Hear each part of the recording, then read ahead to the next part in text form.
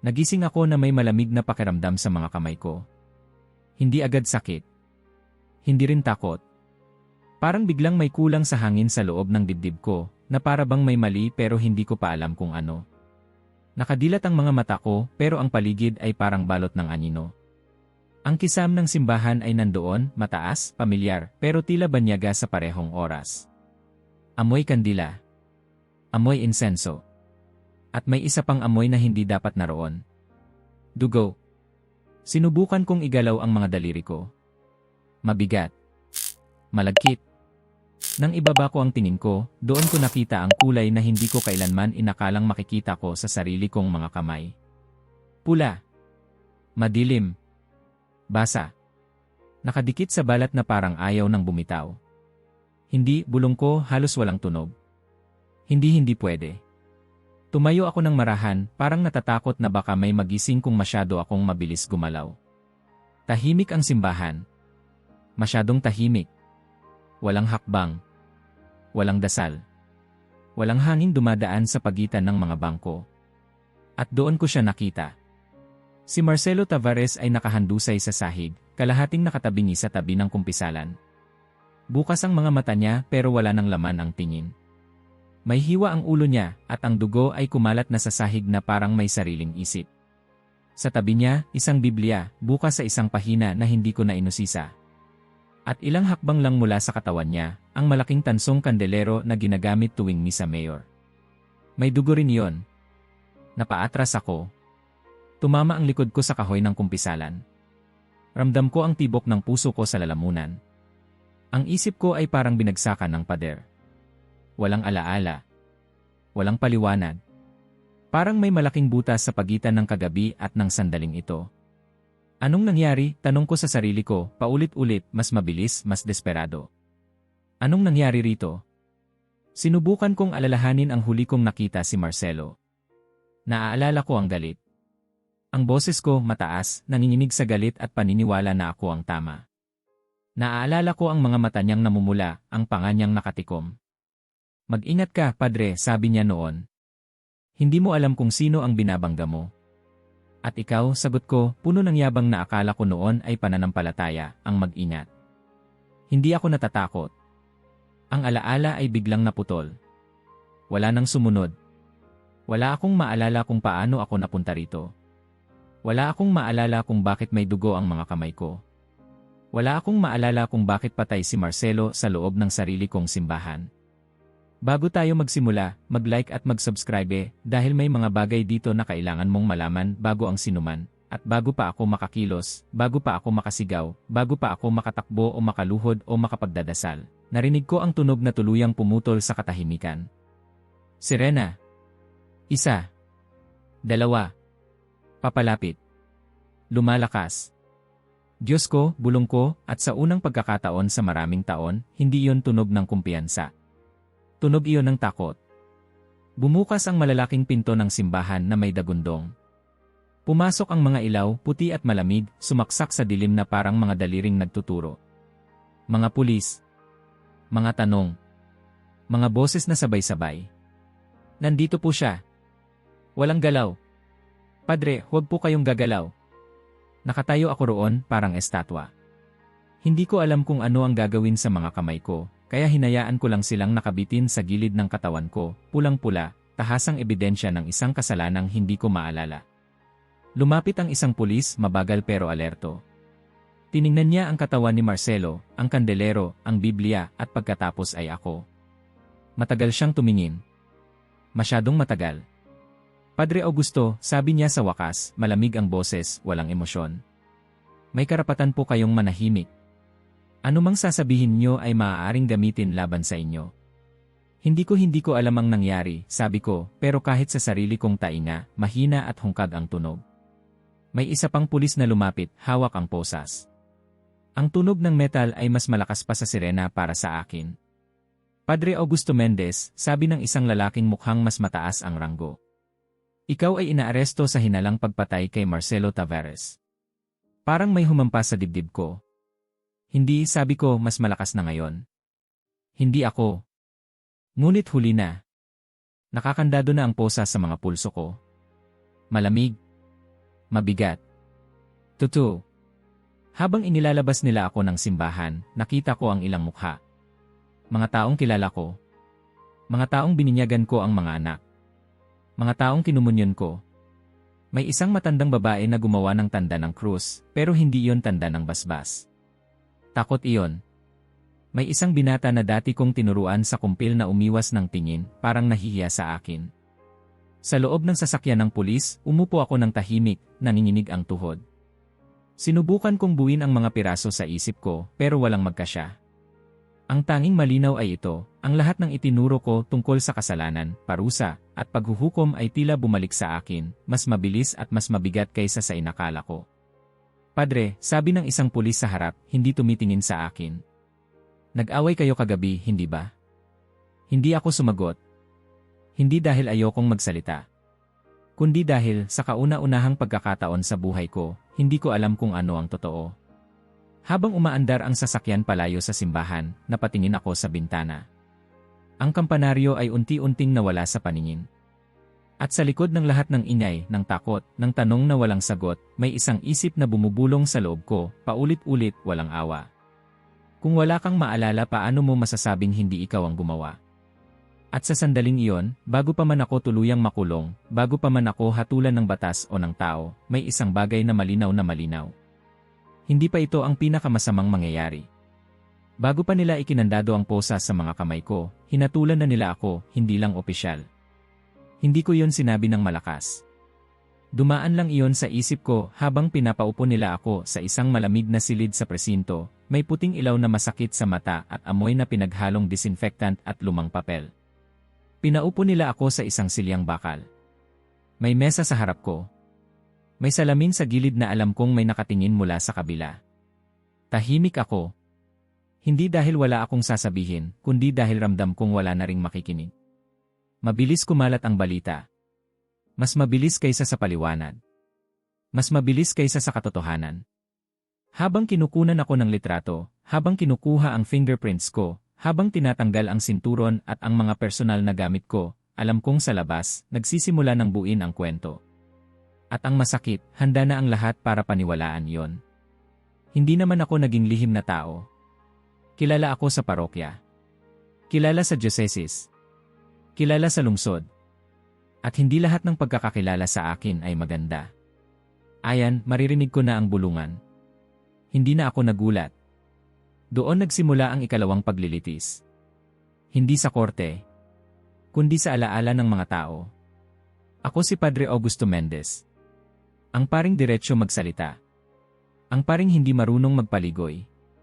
Ang paring hindi nagbubulag-bulagan sa kasalanan kahit kanino pa iyon manggaling. Iyan ang sinasabi ko sa sarili ko noon. Pero sa mata ng marami, ako rin ang paring mapanghusga. Mapagmataas. Walang awa. At kung babalikan ko ang nakaraan, kailangan kong aminin, may dahilan sila para isipin yon. Hindi ako naging pari para maging popular. Iyan ang palagi kong sinasabi. Ang tawag para sa akin ay pagiging tapat. Pero sa pagdaan ng mga taon, ang pagiging tapat ay naging sandata. At ginamit ko yon ng walang ingat. Ang mga humilya ko ay hindi pampalubag loob. Para akong hukom sa pulpito. Kapag may kasalanan ang bayan, tinuturo ko iyon ng direkta. Kapag may iskandalo, pinapangalanan ko ang ugali, kahit hindi ko banggitin ang tao. Minsan, pagkatapos ng misa, may lalapit at magsasabing, Padre, masyado pong mabigat ang sermon nyo. At ang sagot ko, mas mabigat ang kasalanan. Palakpakan ng iba. Tahimik ang iba. Umiiyak ang ilan. Hindi ko yun nakikita noon bilang problema. Si Marcelo Tavares ang naging mukha ng lahat ng kinamumuhian ko. Mayaman. Makapangyarihan. Laging nasa unang bangko. Laging malaki ang donasyon.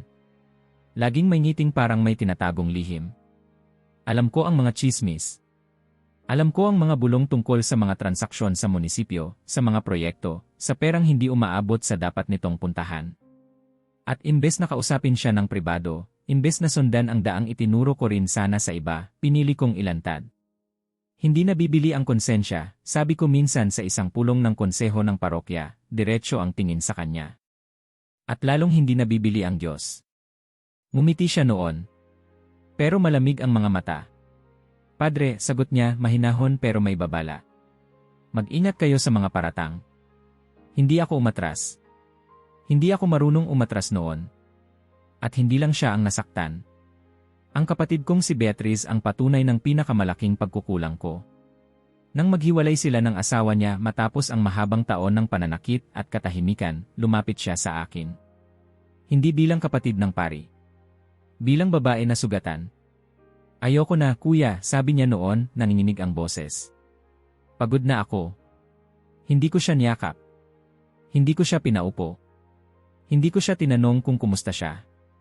Ang ginawa ko, pinaalalahanan ko siya. Ang kasal ay sakramento, sabi ko. Hindi iyan tinatapon kapag mahirap na. Linggo pagkatapos noon, umakyat ako sa altar at nangaral tungkol sa kabanalan ng kasal. Nakita ko siyang nakaupo sa unahan. Alam kong bawat salita ay tumatama. Alam kong sinasaktan ko siya. At sa isang baluktot na bahagi ng puso ko, nakaramdam ako ng kasiyahan. Parang nanalo ako sa argumento. Hindi na siya bumalik sa simbahan. Ngayon, habang nakaupo ako sa presinto, isa-isa silang bumabalik sa isip ko. Mga mukha. Mga mata. Mga sandaling hindi ko inisip na may kapalit. Sa labas, nagsisimula na ang palabas. Padre, totoo bang nag-away kayo ng biktima kagabi? Sigaw ng isang reporter sa harap ng istasyon. May problema raw kayo sa pera, dagdag ng isa. Relihiyoso pero marahas, bulong ng headline na alam kong lalabas kinabukasan. Ang kwento ay simple. At iyon ang delikado. May motibo. May galit. May pagkakataon. At ngayon, may bangkay. Perpekto. Sa isip ng publiko, hindi ako inosente na nadamay. Ako ang paring sa wakas ay nahulog sa sarili niyang mga sermon. Nang ilipat nila ako sa kulungan, hapon na. Dumaan kami sa mahabang pasilyo. Bakalang pinto. Malakas ang tunog kapag nagsasara. Parang bawat kalabog ay nagsasabing, tapos na. Dito ka, sabi ng bantay, binuksan ang isang pinto. Isang maliit na selda. Sementong kama. Manipis na kutson. Amoy pawis, kalawang, at pagkakulong. May isa pang lalaking nakaupo sa sulok, tumingin sa akin mula ulo hanggang paa. Pari, sabi niya, parang natatawa. Bago to. Hindi ako sumagot. Umupo ako sa kama, hawak ang mga kamay ko, ngayon ay malinis na pero pakiramdam ko'y may mansa pa rin. Sa unang pagkakataon sa buong araw, tahimik na talaga. Walang sigaw ng reporter. Walang sermon. Walang papel na dapat punan. Ako lang. At doon, sa katahimikan, pumasok ang tanong na mas mabigat kaysa sa lahat ng akusasyon. Ang parusa ba ay nasa labas lang ng mga rehas na ito o nagsimula na ito bago pa ako ikinulong? Tumingin ako sa kisam. Walang sagot. Walang tanda. Walang boses. At sa unang gabi ko sa loob ng selda, bago pa man ako tuluyang dalawin ng dilim, naisip ko ang isang bagay na hindi ko kailanman inamin noon. Kung hinatulan ako ng mundo ngayon, baka ako rin ang nagturo sa kanila kung paano. Tuwing gabi, eksaktong 3:00 ng umaga, may gumigising sa akin. Hindi ito sigaw. Hindi kalabog ng bakal. Hindi yabag ng bantay sa pasilyo. Walang tunog na maaari kong sisihin. Basta na lang, mulat na ang mga mata ko, parang may humila sa akin mula sa loob, tahimik pero mariin. Sa unang gabi, inisip kong pagkakataon lang. Baka katawan lang na nag-adjust. Baka isip na pagod. Baka bangungot na ayaw magpakita ng anyo. Pero nangyari ulit kinabukasan. At sa sumunod. At sa sumunod pa. 3:00. Palaging 3:00. Sa loob ng selda, walang konsepto ng oras maliban sa ilaw na binubuksan at pinapatay ng bantay. Walang relo. Walang araw at gabi na malinaw. Pero alam ng katawan ko ang sandaling iyon. Parang may orasan sa loob na hindi ko sinet pero pilit na gumagana. Ang unang linggo sa loob ay parang binura ang lahat ng pagkakakilanlan ko. Hindi na ako Padre Augusto. Hindi na ako Father. Hindi na ako Padre. Ako ay isang numero sa listahan. Isang katawan sa loob ng rehas. Isang tinig na madaling lunukin ng ingay ng kulungan. Hoy, pari, sigaw ng isa sa pasilyo minsan. Ipanalangin mo naman kami. Tawanan. Sigawan. May halong biro, may halong panlalait. Ngumingiti ako ng pilit. Tumango. Ginagawa ko ang alam kong gawin. Pero sa loob, may pumutok na tahimik na tanong, kapag tinawag mo ang Diyos para sa iba, sino ang tatawag sa Kanya para sa iyo? Sa selda, may kasama akong si Joel. Hindi niya tinanong kung bakit ako naroon. Hindi rin niya ako tinanong kung totoo ang mga balita. Para sa kanya, pare-pareho lang kaming nandito. Pare-parehong nakakulong. Hindi mahalaga kung inosente ka, sabi niya minsan habang nakahiga kami sa kanya-kanyang kama. Dito, pare-pareho lang ang gabi. Tama siya. Ang gabi rito ay mahaba. Mabigat. Parang kumot na hindi mo maalis. Sa una, sinusubukan kong magdasal gaya ng dati. Mga dasal na kabisado. Mga salitang ilang ulit ko nang binigkas sa pulpito. Pero iba ang pakiramdam. Parang may echo pero walang sumasagot. Parang kausap mo ang pader. Hanggang sa dumating ang unang 3:00. Nagising ako na parang may malamig na hangin sa loob ng selda. Nakadilat ang mga mata ko. Tahimik ang paligid. Si Joel ay mahimbing na natutulog. Ang ilaw sa pasilyo ay mahina, dilaw, sapat lang para makita ang anino ng rehas sa sahig. At doon ko ito naamoy. Mahina lang sa una. Halos hindi pansin. Akala ko guni-guni. Pero habang humihinga ako, lalo itong naging malinaw. Rosas. Hindi amoy sabon. Hindi amoy detergent. Hindi amoy ng kahit anong ginagamit sa loob ng kulungan. Amoy bulaklak. Malinis. Banayad. Parang alaala ng hardin na matagal mo nang hindi napupuntahan. Umupo ako sa kama, dahan-dahan, ayokong gisingin si Joel. Huminga ako ng malalim. Nandoon pa rin. Ano to, bulong ko sa sarili ko. Tinignan ko ang paligid. Ang pader. Ang sahig. Ang maliit na bintanang may rehas. Walang pinanggagalingan. Walang dahilan. Sinubukan kong tumawa. Ayos o gusto, sabi ko sa sarili ko. Ito na yon. Nababaliw ka na. Humiga ulit ako. Pinikit ang mga mata. Pilit na tinabunan ang amoy sa isip ko. Makalipas ang ilang minuto, nawala rin. At kinaumagahan, inisip kong tapos na. Hindi pala. Kinabukasan, 3:00 ulit. Mas malinaw. Mas matagal. May kasamang kakaibang katahimikan. Parang humina ang mga ingay ng kulungan. Parang may nagbaba ng volume ng mundo. Hindi ako natakot agad. Nalito. Napaisip. Sinubukan kong ipaliwanag. Baka may preso sa kabilang selda na may pabango. Baka may gamit na nadala. Baka ang utak ko, sa sobrang stress, ay naghahanap ng aliw. Pero gabi-gabi pareho ang oras. Pareho ang amoy. Pareho ang pakiramdam. May mga gabing bumangon ako at naglakad sa loob ng selda, sinusundan ang hangin na parang aso. Wala. May mga gabing kinausap ko ang sarili ko, parang may kausap na hindi ko nakikita. Kung may nandyan, bulong ko minsan, galit na galit. Kung may gustong sabihin, sabihin mo na. Hindi ako bata. Walang sagot. Ang mas masakit sa araw, parang wala ring Diyos. Dumating ang balita mula sa abogado ko, si E. Ronaldo. Sa umpisa, puno siya ng pag-asa. May sinasabi siyang mga butas sa kaso. Mga detalye na hindi tugma. Pero habang lumilipas ang mga linggo, nag-iba ang tono niya. Padre, sabi niya isang araw sa visitation room, maingat ang boses. Mahihirapan tayo. Hindi ko siya tiningnan. Nakatingin ako sa mesa. Sa gasgas. Salamat. Gaano kahirap, tanong ko. Huminga siya ng malalim. Sobrang lakas ng narrative laban sa inyo. Narrative. Hindi katotohanan. Kwento. Pagbalik ko sa selda, mas mabigat ang gabi. Nang dumating ang 3:00, naroon na naman ang amoy ng rosas. Pero sa halip na aliw, inis ang naramdaman ko.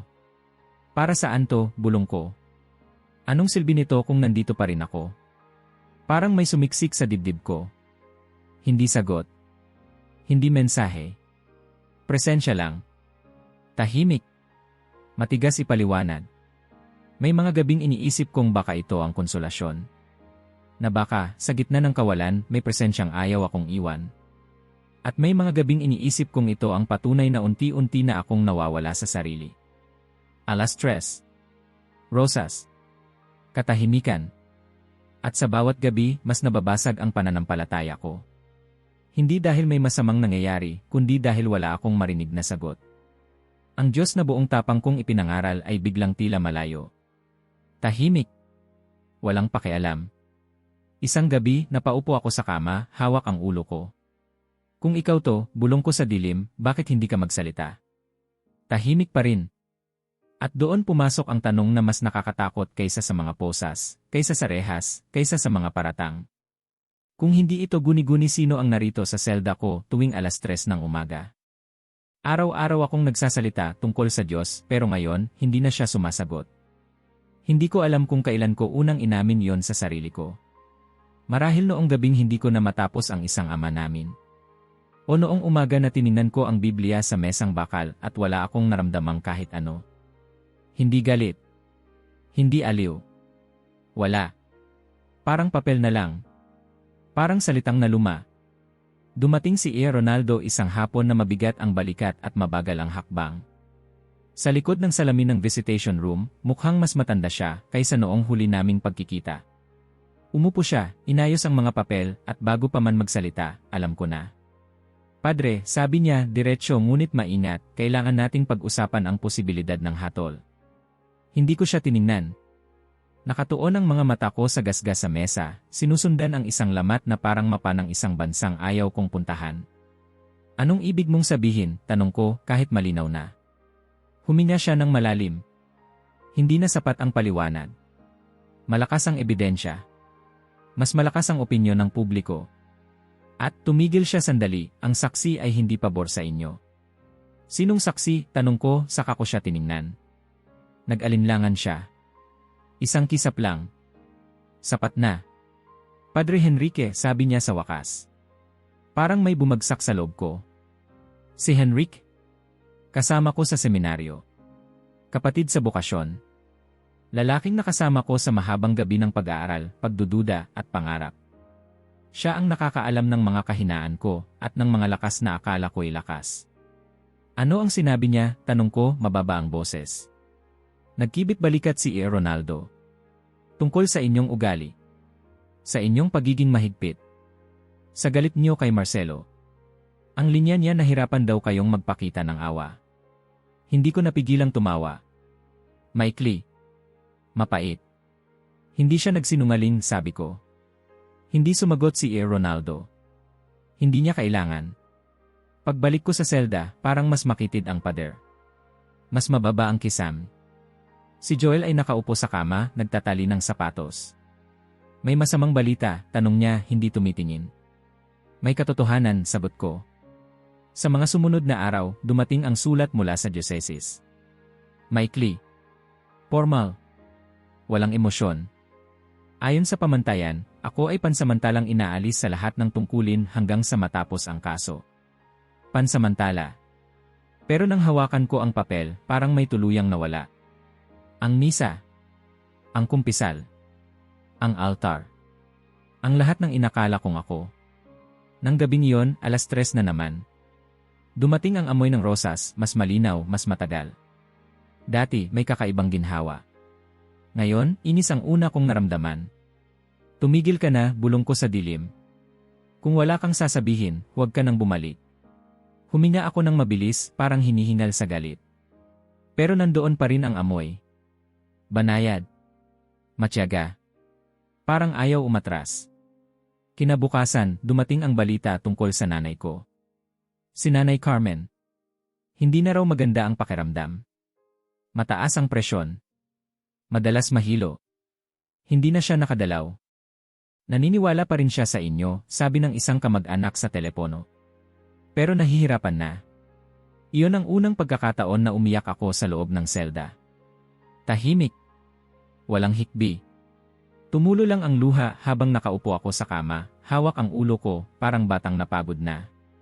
Diyos, bulong ko, nasaan ka? Walang sagot. Sa gabi, sinubukan kong magdasal ulit. Hindi ko na ginamit ang mga salitang kabisado. Diretso na. Kung may naririnig ka, sabi ko, sabihin mo man lang kung galit ka sa akin. Tahimik. Ang mga araw ay naging pare-pareho. Gising. Bilang. Kain. Antay. Tulog. At sa bawat gabi, 3:00 ang rosas. Parang paalala ng isang presensyang ayaw magpakilala. Isang gabi, napasabunot ako sa sarili kong buhok. Baka ito na yon, sabi ko sa sarili ko. Baka ito ang kabayaran. Hindi sa krimeng hindi ko maalala. Hindi sa dugong hindi ko alam kung paano napunta sa mga kamay ko. Kundi sa mga taong nasaktan ko. Sa mga salitang ginamit ko na parang martilyo. Sa mga pusong tinamaan ng katotohanang ipinukpok ko ng walang awa. Naalala ko si Beatrice. Ang mga mata niyang namumula. Ang likod niyang palayo sa simbahan. Naalala ko ang mga kabataang pinahiya ko sa harap ng lahat. Ang mga magulang na hindi na bumalik. Ako ang nagturo sa kanila kung paano humatol. At ngayon, ako ang hinahatulan. Umupo ako sa kama at tumingin sa maliit na bintana na may rehas. Sa labas, may langit. Kahit hindi ko makita, alam kong nandoon. Pero pakiramdam ko, napakalayo. Kung ito ang katahimikan mo, bulong ko, hindi ko alam kung kakayanin ko. At doon, sa gitna ng pagod, galit, at panghihina, pumasok ang isang kaisipang mas mabigat kaysa sa posibilidad ng hatol. Baka hindi ang krimen ang pinakamabigat kong kasalanan. Baka ang tunay na problema ay ang taong naging ako bago pa man mangyari ang lahat. At kung ganoon may pag-asa pa ba ang pananampalataya kapag gumuho na ang lahat? Hindi iyon magandang panalangin. Walang maayos na salita. Walang istruktura. Walang Latin. Walang formula na ilang beses ko nang ginamit sa altar para pakinggan akong banal at buo. Ang meron lang ay isang lalaking nakaluhod sa malamig na sahig ng selda, nanginginig, pagod na pagod at wala nang kayang ipagtanggol. Bispera ng paglilitis. 21 araw. Iyon ang sinabi ni Ronaldo.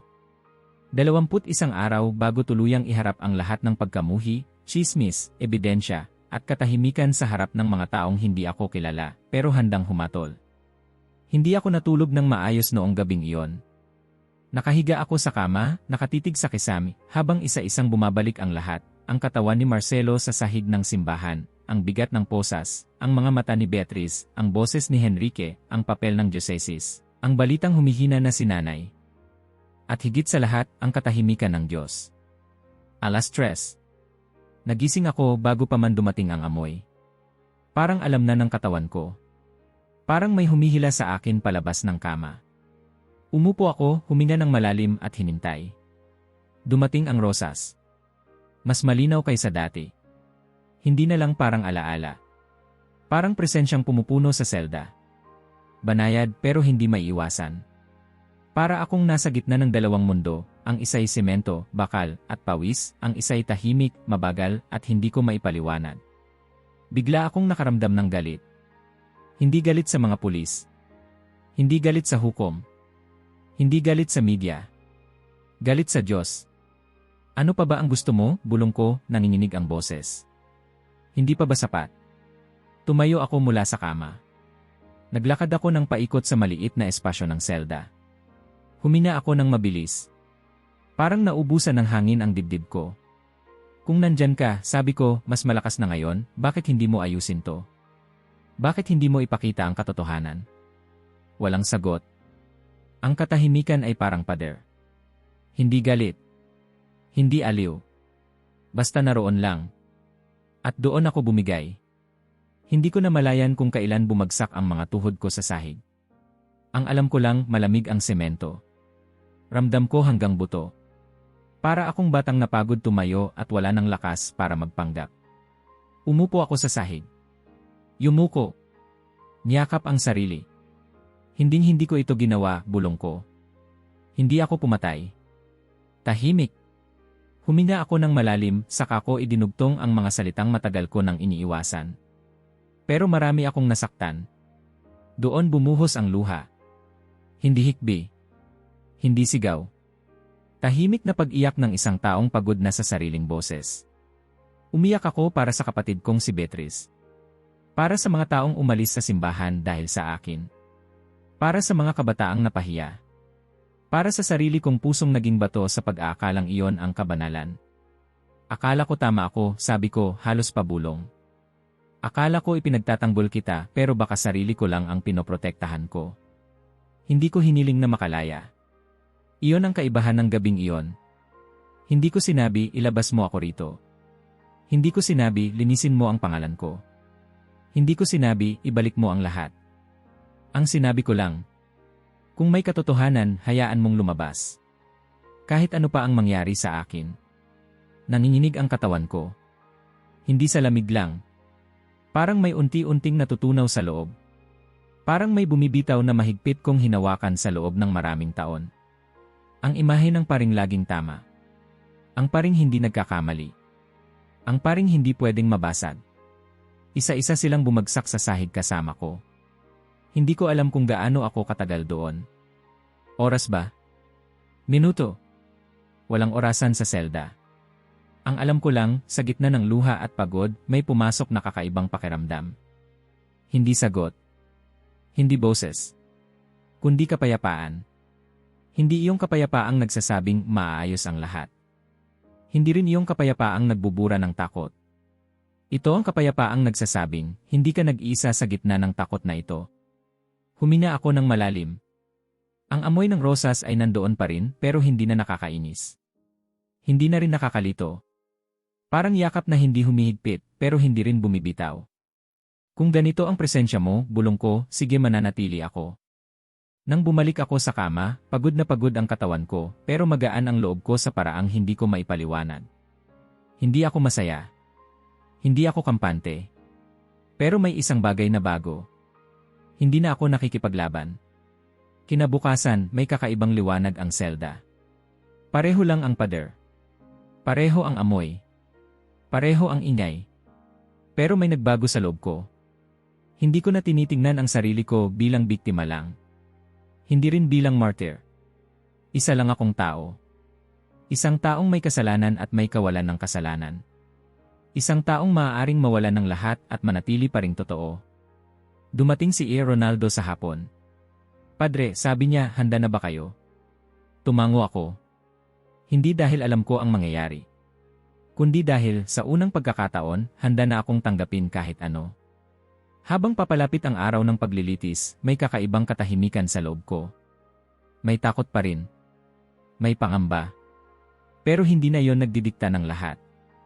Sa gabing yon, 3:00, dumating muli ang rosas. Umiti ako, bahagya. Salamat, bulong ko, hindi ko alam kung kanino eksakto. At sa likod ng katahimikan, sa pagitan ng pagod at kapayapaan, may tanong na nanatiling bukas, nakabitin sa hangin na parang hininga bago ang isang malaking pagbabago. Sapat na ba ang pagbabagong ito sa loob para baguhin din ang kapalaran sa labas? Tapos na sana ang lahat. Iyon ang pakiramdam ko habang nakaupo ako sa upuan ng akusado, nakasuot ng simpleng damit na ibinigay ng kulungan, ang mga kamay ko'y magkasalikop sa ibabaw ng mesa. Sa harap ko, ang hukom. Sa gilid, ang hurado. Sa likod, ang mga taong dumating hindi para makinig, kundi para makatiyak na ang hinala nila ay tama. Hindi ko itinaas ang ulo ko. Hindi ko kailangan. Ramdam ko na ang bigat ng mga mata. Ramdam ko ang hatol bago pa man ito banggitin. Ang piskal ay nagsalita ng malinaw, tiyak, halos elegante sa paraan ng paglalatag ng kwento. May motibo raw ako. May galit. May pagkakataon. May ebidensya. Ang salitang pari ay paulit-ulit niyang ginamit, parang paalala sa lahat na ang pagbagsak ko ay mas masarap panoorin dahil sa suot kong damit. Ang akusado, sabi niya, ay gumamit ng relihiyon bilang tabing ng kanyang galit.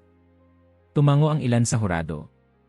Si Ronaldo ay tumayo pagkatapos. Ginawa niya ang kaya niya. Binanggit ang mga butas. Ang kakulangan ng direktang saksi. Ang posibilidad ng manipulasyon. Ngunit ramdam ko ang lamig ng hangin. Ang mga salita niya ay tila bumabagsak sa sahig bago pa man makarating sa tainga ng mga nakikinig.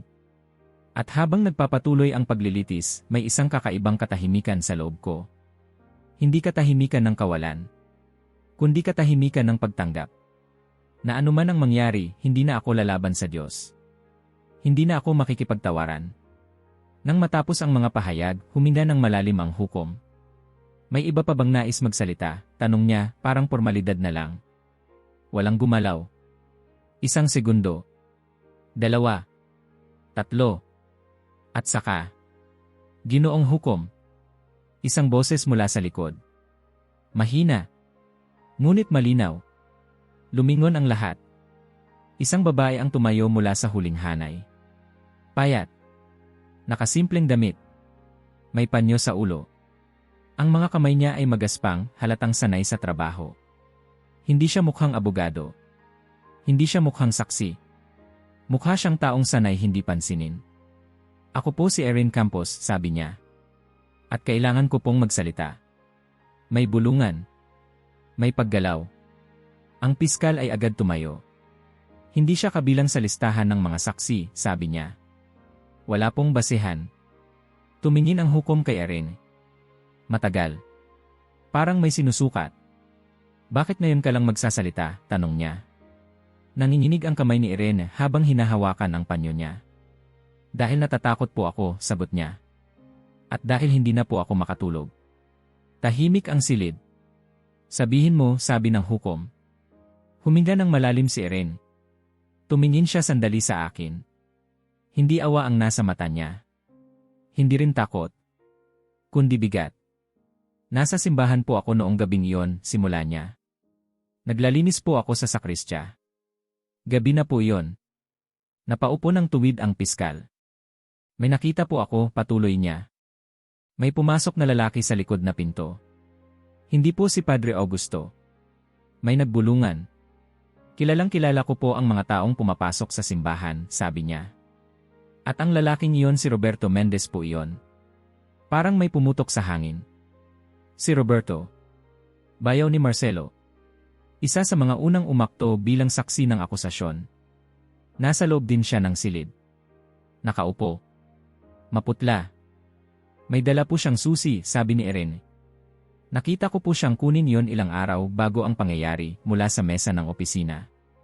Anong ginawa niya? Tanong ng hukom, mabagal ang boses.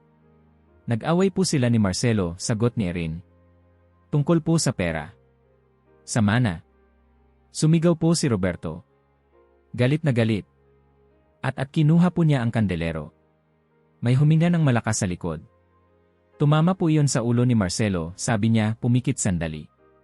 Bumagsak po siya. Tahimik ang buong silid. Walang umubo. Walang gumalaw. Bakit hindi ka nagsalita noon? Tanong ng piskal, halos pabulong. Binuksan ni Erin ang mga mata niya. May luha. Dahil po tinakot niya ako, sabi niya. Sinabi niyang papatayin niya rin ako kung magsasalita ako. Mag-isa lang po ako. Wala akong pera. Wala akong abogado. Natakot po ako. Tumango ang hukom. At bakit ngayon? Tanong niya. Doon napahinto si Erin. Parang naghahanap ng lakas. Tumingin siya sa kisami saka sa mga tao. Dahil po nanaginip ako, sabi niya. May bahagyang pag-iling sa ilang hurado. Ang piskal ay muling tumayo pero itinaas ng hukom ang kamay niya. Sa panaginip ko po, patuloy ni Erin, may isang babaeng nakasuot ng asul. Hindi po siya galit. Malungkot po ang mga mata niya. At sinabi niya po sa akin, sabihin mo ang totoo, kung hindi, hindi ka magkakaroon ng kapayapaan. May kilabot na dumaan sa likod ko. Pagkagising ko po, sabi ni Erin, alam ko na po na kailangan kong pumunta rito. Kahit anong mangyari. Tahimik ang silid. Si Roberto ay pawis na pawis. Nang tanungin siya, nagulo ang mga sagot niya. Hindi magkatugma. Ang mga detalye ay hindi na magkasya. At nang buksan muli ang investigasyon, parang domino ang pagbagsak ng lahat. Ang mga kamera sa simbahan na sinabing sira ay narecover. Ang mga galaw. Ang oras. Ang mga ebidensya. Ang kasinungalingan ay walang tibay kapag nahila na ang unang hibla. Nang basahin ang hatol, hindi ako nakagalaw. Inosente. Isang salita. Ngunit parang hindi para sa akin. Niyakap ako ni Ronaldo. May humahagulgol sa likod. Ang hukom ay humingi ng paumanhin sa ngalan ng Estado. Pero hindi ko naramdaman ang sigaw ng tagumpay na inaasahan ko. Ang nasa isip ko ay ang selda. Ang alas 3. Ang amoy ng rosas. Ang panalangin walang hinihinging kalayaan. At ang babaeng hindi pinapansin ng mundo pero pinakinggan ng Diyos. Habang inilalabas ako ng gusali, wala na akong posas. Ngunit mas mabigat ang laman ng dibdib ko kaysa noong pumasok ako. Dahil malinaw na ngayon. Kapag ang hustisya ng tao ay bumagsak, may ibang kamay na kumikilos sa katahimikan. At ang tanong na naiwan sa akin, mas malalim kaysa sa hatol ng korte. Ano ang susunod kapag ang hustisya ay parehong nabigo at nagtagumpay? Dumating ang kalayaan, pero hindi ito nagdala ng saya. Noong lumabas ako ng gusali ng hukuman, walang posa sa mga kamay ko. Walang bantay sa magkabilang gilid. Walang sigaw ng bilisan mo. May mga kamera. May mga mikropono. May mga taong gustong marinig ang sasabihin ko. Ngunit ang pakiramdam ko, para akong taong naiwan sa gitna ng isang kalsadang hindi ko kilala. Padre Augusto, ano ang pakiramdam ninyo? Sigaw ng isang reporter. Hindi ako sumagot. Hindi dahil wala akong masasabi, kundi dahil hindi ko alam kung alin sa mga salita ang totoo. Malaya nga ako, pero parang may naiwan sa loob ng kulungan. Parang may bahagi ng sarili kong hindi sumama palabas. Sa sasakyan ni Beatriz ako sumakay. Tahimik siya habang nagmamaneho. Pareho kaming hindi nagmamadali. Parang takot kaming biglang gumalaw, baka magising kami mula sa isang panaginip na hindi pa tapos. Pagdating sa bahay niya, bumukas ang pinto at agad akong niyakap. Mahigpit. Matagal.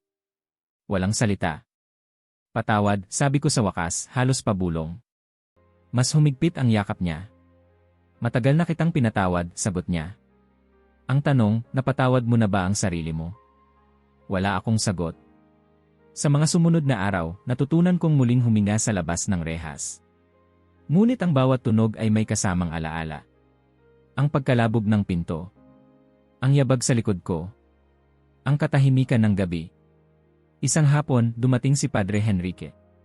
Nang buksan ko ang pinto at makita ko siya, hindi ko alam kung ano ang unang lalabas, galit o yakap. Siya ang unang bumigay. Umiyak siya, parang bata. Augusto, sabi niya, nanginginig ang boses. Nagkamali ako. Umiling ako. Hindi ka nagsinungaling, sagot ko. Sinabi mo ang totoo. Masakit lang. Nagkatinginan kami. Dalawang lalaking parehong nabasag. Pareho tayong tinuruan ng Diyos sa magkaibang paraan, sabi ko. At pareho nating kinailangan masaktan para matuto. Niyakap ko siya. Hindi bilang paring mas mataas. Hindi bilang taong nalinis. Bilang kapwa-tao. Isang araw, pumunta ako sa sementeryo. Tumayo ako sa harap ng puntod ni Marcelo Taveras. Walang galit. Walang sigaw. Tahimik lang. Pinatawad kita, sabi ko. At patawad din sa kung sino ako noon. Hindi ko alam kung may nakarinig. Pero may bumitaw sa loob ko. Dumating ang dioceses kinabukasan. May mga papuri. May paumanhin. May alok. Pwede kayong bumalik, sabi ng obispo. O mas mataas pa. May mga parokyang nangangailangan ng leader. Nakinig ako. Tumango. Nagpasalamat. Pero hindi ako pumayad. Hindi ko alam kung kailan eksaktong nagbago ang lahat. Siguro noong gabing iyon sa selda. Siguro noong narinig ko ang tinig ng isang babaeng hindi pinapansin ng mundo. Ang alam ko lang, hindi na ako babalik sa dati. Gusto ko pong mag-isip, sabi ko. Hindi ko na po hinahanap ang posisyon. Nagulat sila. Ako rin. Sa gabing iyon, nagising ako ng 3:00. Wala na ako sa selda. Wala nang bakal. Wala nang bantay. Pero dumating pa rin ang amoy ng rosas. Umiti ako. At sa gitna ng katahimikan, may isang lugar na pumasok sa isip ko. Maliit. Tahimik. Malayo sa lahat ng mata. Hindi ko alam kung bakit. Pero alam kong doon ako dapat pumunta. Walang nakakakilala sa akin doon at iyon ang nagpalaya sa akin. Bumaba ako ng bus na may hawak na maliit na maleta, may ilang damit, isang luma at gasgas na Biblia, at isang imaheng maliit na halos kasya sa palad. Tahimik ang lugar. Hindi ito ang uri ng katahimikan na maringal, kundi iyong payak. Mga bahay na dikit-dikit. Mga batang naglalaro sa kalsada. Amoy ng nilulutong kanin at usok ng hapon. Sa dulo ng kalye, naroon ang maliit na kapilya. Luma. May bakbak ang pintura. Ang pinto'y kahoy na ilang beses nang inayos. Walang bantay. Walang plakang may pangalan ko. Humina ako ng malalim. Dito, bulong ko. Sa unang misa ko roon, ilan lang ang dumalo. Isang matandang babae na may tungkod. Dalawang nanay na may kasamang bata. Isang lalaking tahimik na nakaupo sa likod, tila nag-aalinlangan kung mananatili. Walang kamera. Walang papuri. Walang pumapalakpak.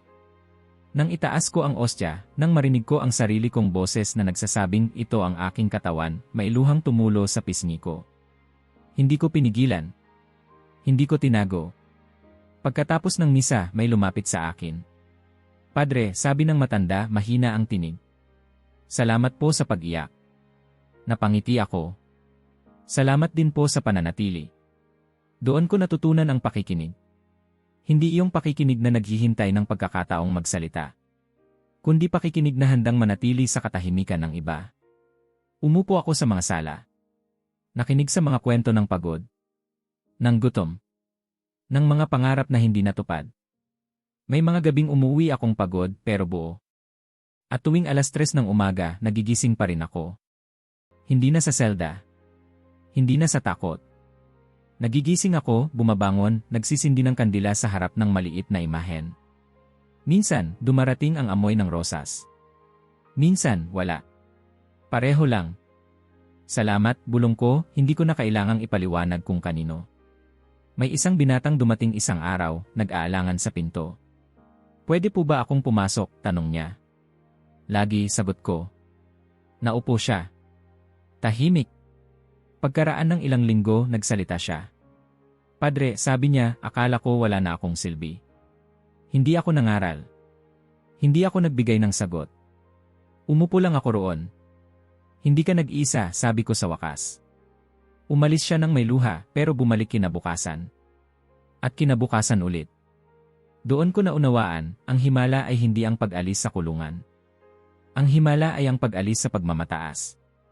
Ang pagiging handang umibig ng hindi sigurado. Ang pananatili kahit walang katiyakan. Minsan, may nagtanong sa akin, Padre, naniniwala pa rin po ba kayo sa himala? Umiti ako. Sagot ko. Dahil buhay ako. Kapag gabi na at tahimik ang kapilya, nauupo ako sa hagdan. Tinitingnan ang langit. Iniisip ang lahat ng nangyari, ang pagkakulong, ang pagbagsak, ang katahimikan, ang rosas. At naiisip ko kayo. Ikaw na nakikinig ngayon. Ikaw na maaaring bumagsak. Ikaw na maaaring iniisip na tapos na ang lahat. Paano kung hindi pa? Kung ang pagbagsak mo ay hindi wakas, kundi simula. Kung ang katahimikan ay hindi parusa, kundi paanyaya. Kung gusto mong malaman kung paano nagbabago ang buhay kapag pinili mong umibig sa gitna ng pagkabasag, manatili ka. Huwag kang umalis. Ipagpatuloy mo ang pakikinig. Sa susunod, may isa pang kwento. Isa pang pagbabagong hindi mo inaasahan. At baka, sa pagitan ng mga salita, marinig mo rin ang sayo. Kung naabot mo na ito, mag-iwan ng like at mag-subscribe dahil ang mga balitang tulad nito, ikaw ay dapat. Ang unang nakaalam.